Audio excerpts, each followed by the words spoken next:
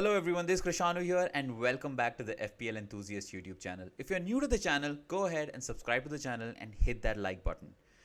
I think the title of the video is descriptive of what happened this game week, at least for my team. In my team, 2 of my players got red cards, 3 other players failed to return, and I still have 1 player to go who plays on Monday against Burnley. A small red arrow now. I have 59 points this game week, went down from 137,000 to 192,000.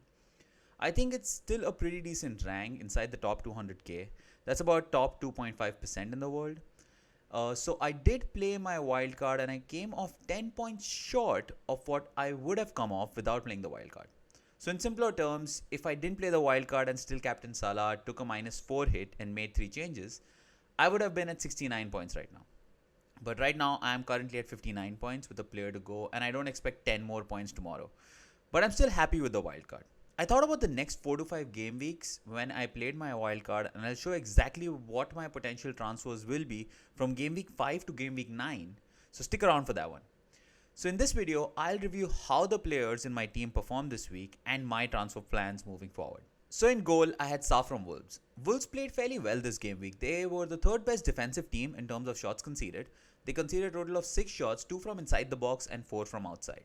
They were also the 2nd best team defensively in terms of chances conceded. They only conceded 3 chances. Salah came off with 6 points. I was expecting a clean sheet in this game, so I'm not really surprised with the result. He had to make 2 saves this game.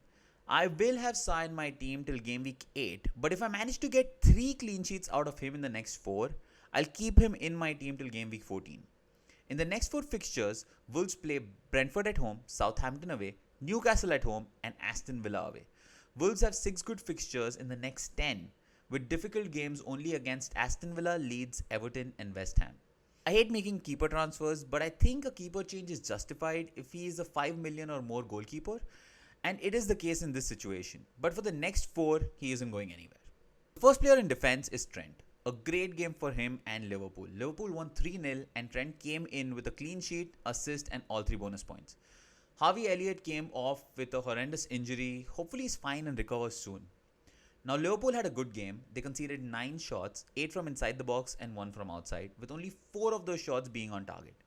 They conceded only 7 chances this game, even after playing against a team like Leeds, who is usually very attacking.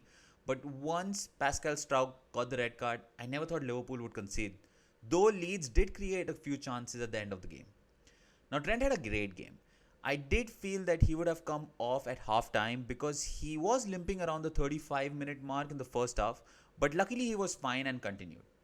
He had 3 chances, he created 5 chances, he had 1 goal attempt in the box, that was a shot on target. In the next 4, Trent plays Crystal Palace at home, Brentford away, Manchester City at home and Watford away.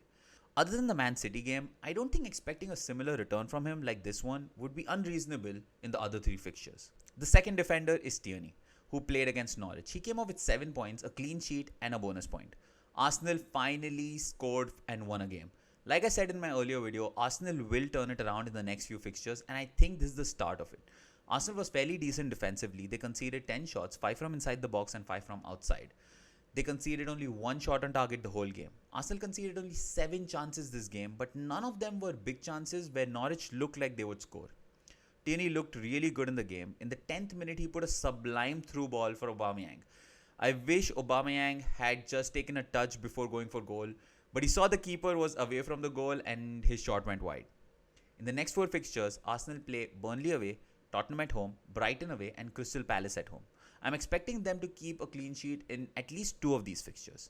The third defender is Luke Dean. He hasn't played yet and will play against Burnley tomorrow. Hopefully he gets a clean sheet and an attacking return. I think that would be a good end to this week. The fourth and the last defender is Tanganga. I can't believe what happened in this game. Spurs looked so ordinary. They finally conceded and they conceded 3. Tanganga got a red card and came off with -3 points. Spurs conceded 18 shots, 12 from inside the box and 6 from outside. They conceded a total of 10 chances. These stats might feel like they're higher because of the red card, but in all honesty, Spurs were the worst attacking team this game week. They created only 2 chances the whole game, and the red card was in the 58th minute of the game. With these stats, Spurs are now the 5th worst defensive team in terms of shots conceded this season. Tanganga didn't create any chances in or around the box. I think Crystal Palace looked really good this game and they deserve to win. Anyways, Tanganga was just a 1 week punt for me, and I put him in the starting lineup because I thought he would outscore Rafinha, which unfortunately didn't happen.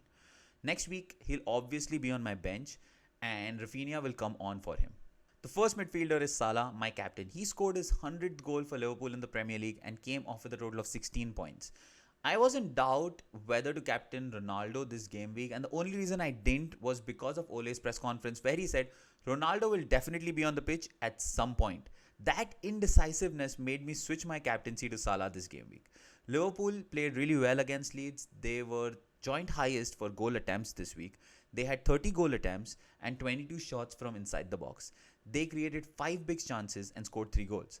Salah had a wonderful game. He was unlucky not to come off with another assist or two. I feel that was more so because Mane wasn't clinical enough. Salah had 3 chances, created 4 chances, had 3 goal attempts and 1 shot on target. In the next 4 fixtures, Liverpool plays Crystal Palace at home, Brentford away, Man City at home and Watford away. I plan on captaining Salah in at least 3 out of those next 4 fixtures. The second midfielder is Ferran Torres. He came off with 3 points. Man City beat Leicester 1-0. They created 25 goal attempts and had 21 shots from inside the box. They created 3 big chances this game week. Torres played well, even though he didn't come off with an attacking return, but he was really close to tucking one away in the second half. He had 4 chances, he didn't create any chances, but he had 4 goal attempts in the box and 1 shot on target. Now Man City plays Southampton at home, Chelsea and Liverpool away, and then Burnley at home in the next 4 fixtures. I plan on keeping him in at least for the next game against Southampton, but I'll see if it's worth moving him on for another player starting game week 6. The next midfielder is Diogo Jata, who came off with 3 points as well. But he was super unlucky this game to not come off with any returns. Both Salah and Jota lost points because of Mane today. I think I was more frustrated with Mane today than I was with Tanganga's red card yesterday. Jota had 3 chances, he created 6 chances, he had 2 goal attempts in the box and 1 shot on target. Klopp mentioned last week that Firmino might miss out on the game against Crystal Palace at home. And that's the one I really want Jota in for. I think he could definitely come off with a few attacking returns that game. The last midfielder is Ben Rama. It was a 0-0 game. I didn't expect Southampton to be so attacking this game. I think that put a lot of pressure on West Ham defensively, which affected them while attacking as well.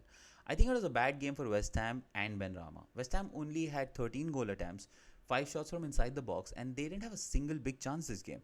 Benrahma came off with 3 points and was taken off at the 63rd minute, which for me was slightly concerning. He created 2 chances all game and that was it. I think not switching him to Traore from Wolves was the only mistake that I made on my wildcard.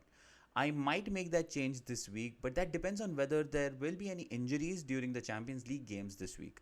In the next 4, West Ham plays Man United at home, Leeds away, Brentford at home and Everton away. I don't like the look of Benrahma in my team right now, and I don't think they have the attacking potential without Antonio to score against Manchester United next week. The first attacker is Ronaldo. 13 points in his first game, 2 goals and all 3 bonus points. I think it was a great game against Newcastle. United won 4-1. Ronaldo was on point and did exactly what United was missing. Being in the right place at the right time. He had that striker mentality and his movement inside the box was amazing the whole game. He is what United required, and as a United supporter, I can't wait to see what's in store for us this season. United played really well. They had 21 goal attempts, 12 shots inside the box. They created 5 big chances and scored 4 goals. Ronaldo had a great game. He had 6 chances, he created 1 chance, had 5 goal attempts in the box and 2 shots on target, of which he scored. His stats every week will look amazing. I can't wait to watch him play against the bigger teams to see what impact he can make. In the next 4, United play West Ham away, Aston Villa at home, Everton at home and Leicester away. I'll play him against West Ham and Aston Villa and then switch him out in game week 7 for Lukaku, who will have much better fixtures than Ronaldo from that game week. But like I said in my last video, I am sure in the next 2 fixtures, Ronaldo will outscore Lukaku. Even though everything was about Ronaldo this game week, I do want to mention Bruno Fernandez's goal. It was the goal of the week. You don't get to see such a sweet strike every single game week. The second attacker is Antonio. -1 points from him this game week. My prediction of him being the first player in the Premier League to return with a goal and an assist in 4 consecutive games was completely wrong. I did not expect a red card and -1 points from him this game week. But things like these happen and we can't really control everything. Like I said earlier, West Ham had a poor game. lucky not to concede, and Antonio looked average throughout the game. He had 2 chances, he didn't create any chances, he had 2 goal attempts in the box and 1 shot on target. I will be putting him on the bench for the next game week because he's suspended. In the next 4, West Ham plays Manchester United at home, Leeds away, Brentford at home, and Everton away. I feel like I will hold on to him because I think the fixtures against Leeds and Brentford are really good for him and he could get attacking returns in those games. But like I said earlier, not transferring him out will highly depend on the fitness of my other players in the squad after the Champions League games this week. On my bench, I have Steer with 1 point. Martinez will replace him next week, so he'll be a non-playing keeper in my team. Then I have Williams with 2 points, who is most likely going to start for me next week because of the 2 suspended players in my team. I don't mind starting him because Norwich play Watford next week, which isn't a bad fixture for either side. The third sub is Rafinha, who will also start for me next week. He came off with 2 points against Liverpool, which I did expect from him, like I said in my last video. The fourth sub is Street from Crystal Palace, who is a non-starting 4.5 million bench fodder attacker. All in all, it wasn't a bad game. A decent wildcard, a slight dip in the rank, but I think I'll probably hold the 192,000 after tomorrow's game as well. Few errors like not making Benrahma move to Traore or somebody else and not captaining Ronaldo mainly affected my rank, but even with 2 players with a red card, I think I did pretty well this game week. Now for the transfer plans. I am currently using the transfer planner on livefpl.net to tinker with my team. They haven't sponsored this video or anything, but it's a really great tool and I would highly recommend you go and check it out. It's free, it directly imports your current team from FPL and it allows you to make transfers, move players around and get the feel of how your team will look in the next few game weeks. So it helps you plan quite a bit before making the transfers. LiveFPL.net also allows you to see live ranks as the games are progressing, which players will affect your rank, which players are highly owned by the top 10k, what is your captain point average compared to the overall average, and also how far or close you are from the 10k rank or the 100k rank. I would highly recommend you use it. It's completely free and the link is in the description below. So for game week 5, currently I plan on removing Benrahma and getting Sarr. I want Sarr for the next 3 fixtures where they play Norwich, Newcastle and Leeds. I'll play a 4-5-1 formation with Sarr in goal, Lucadine, Trent, Tierney and Williams in defense. In midfield I'll have Torres, Salah, Jata, Sarr and Rafinha. And in attack the lone striker Ronaldo. Salah will be my captain and Ronaldo my vice captain. In game week 6, I'll have 1 free transfer and I'll bank the transfer. Williams goes back to the bench and Antonio will be back in the team after his suspension is over. If Jota doesn't play, I will have Tanganga or Williams come off the bench to replace him. I'll captain Salah again in game week 6 and vice captain Ronaldo. In game week 7, I'll have 2 free transfers and that's when I'll take my first -4 hit. This is the week where the fixtures for Chelsea turn and I plan to triple up on Chelsea assets. I'll move out Lucadine for Rudiger, Jota for Mason Mount and Ronaldo out for Lukaku. It'll be a straight swap for players in the starting 11, so the bench will remain exactly the same. I'll captain Lukaku in this game week and I'll put my vice captaincy armband on Antonio who plays Brentford. I'll go into game week 8 with 1 free transfer where I'll bank the transfer in case there aren't injuries during the international break. I'll captain either Lukaku or Salah in this game week. Both have great fixtures, so it might be a close call. No transfers in this game week will allow me to have 2 free transfers in game week 9. This is how I have been planning out my transfers this season as well as the previous seasons and it has really helped me. You get a big picture view of how your team looks and what it could look like going into the next few game weeks. Also, all these transfer plans would only take place if the players in my team continue their form as well as they're fit to start every week. Starting next week, I want to try doing something different. I want to show a small clip which would be like the highlight of the week. It could be a goal, an assist, a save, or even a goal-stopping tackle. I want it to be a small 10 to 30 second video of the best moment of the game week. I want to add it to every game week review video starting next week. So tell me in the comment section below if you'd like to see something like this and I'll add it to the video. Please do remember that the deadline for Game Week 5 is on a Friday and not a Saturday. So please don't forget to make the changes. And also go ahead and like the video if you enjoy the content. And if you don't, still go ahead and like it. It's free. And I'd like to thank everyone who has subscribed to the channel. I was at 133 subs when I released my last video on Thursday. And the response has been unbelievable over the past 3 days. Over 200 of you have subscribed to the channel since then. And you people are just amazing. I asked you to break the 500 sub mark by the next international break and it looks like you want to break that mark by the game week 5 deadline. Thank you everyone who has subscribed to the channel.